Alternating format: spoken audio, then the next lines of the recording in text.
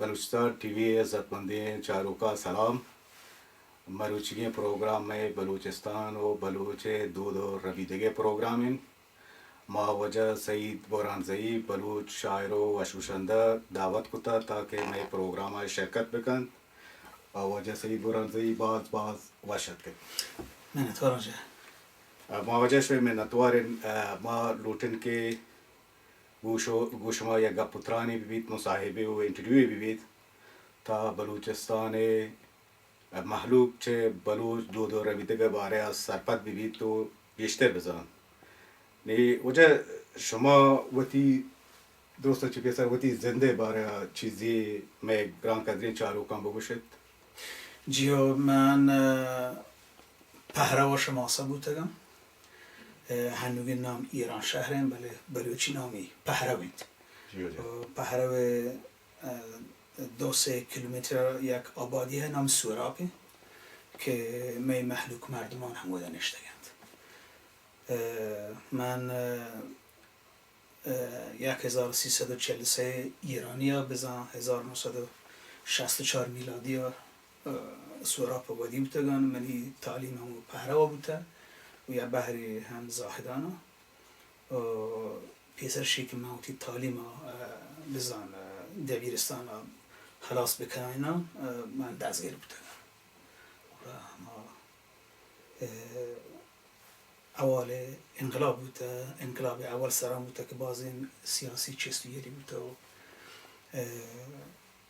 رنش چستویران با دراندی بوده معلوم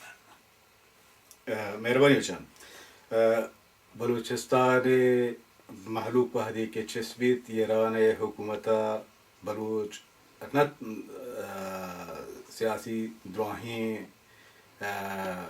گوشنده که بلوچ قومی شهرش جتا آی هم درانده کتن وجه سعید بورانزی سیاسی جدوجہد هم جدا چه بلوچ دود رویدگی و شعر و شاعری هم بیتر نی وجه میں جستشن شما وتی دود رویدگی و بلوچی شعر چه کدی بونگیش کتک و ای پڑا کدی شما اتکگه والله من میخیلاش همادی که من هو شبان منا گون زیمولا گو الهان گو آوازخانی به کل پارسیان سک حب و حق بوده مقصد کسانیه کسانیه تقریبا 4 سالگی یا 5 سالگی جیا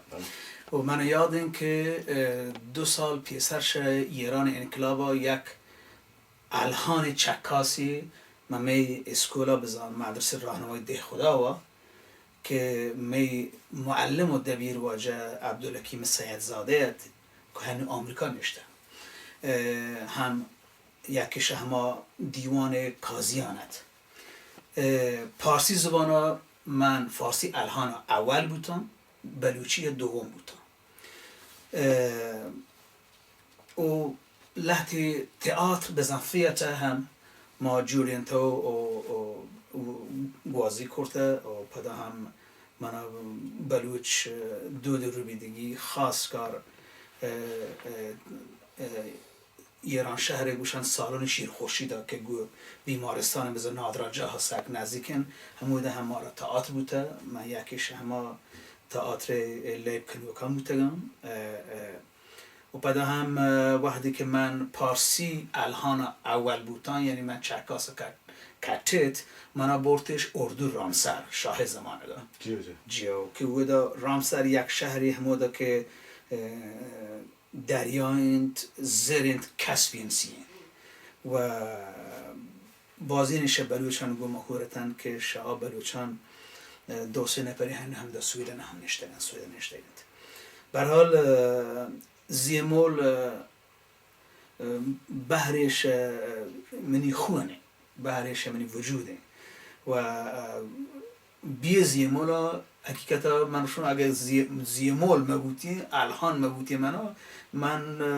1984 یا 85 میلادی عراق جلا برد دیر مرتد و همین زیمولا بوده که من سک منتلی من استرانگی کرده گید وجه ای بلوچ دود ربیدک بلوچ ساز و زیبل شعر و شاعری اثرات که بلوچ جوانان ریدک کن تو بلوچستان جدوجہد نیما چوکه میں وجه سید برانزی بوشگن آیان دیما کارید وجه شما بازی البوم یا آلبومی شنگ کتا شما میں عزتمندی چاروکان بلوچستان ٹی وی عزتمندی چاروکان بگوشید که شما اولی آلبوم کدی واشه کجا شنگ بیتای؟ جی حرفه‌ای لحاظا بزن پروفشنلی منی اولین بلوچی آلبوم ما 1983 میلادی ما دراندیهی جور بود بزن کراچی شهر که ایشی نامند بلوچی آشوبی دیوان و منی خیالا هر بلوچ ورنای دلیتها یه شاعران هنگت هم هستند شاعران بیشتر میر صاحب بلوچستان ملک الشعرا بزن سرشاعر گلخان نصیر شاعرند و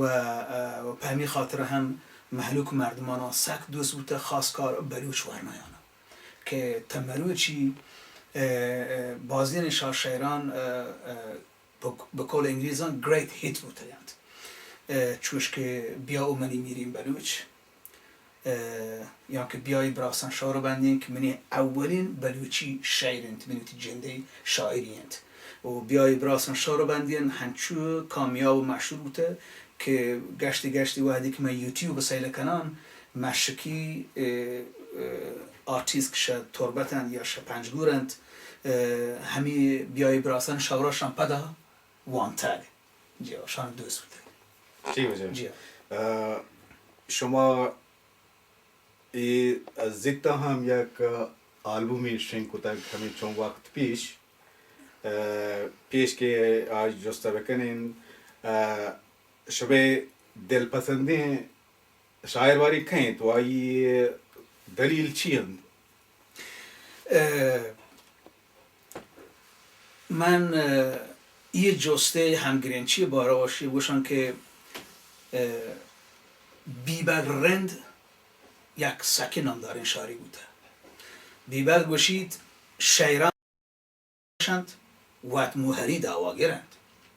گلخان نصیر یک شهما شاعرانند منی خیالا همه تیوک شاعرند که همه وره که آیه شعر گوشته همه شعران مطابق آیه عمل کرده آیه سرمچاری گهرتی بهادری و رندی شعر گوشته و کم 15-20 ساله میر گلخان نصیر په بلوچستان خاطره جیلان انتها بوده و به همین خاطر که من سک میر گلخان نصیر شخصیت و آیه شاعری و آیه عمل کرده متأثرم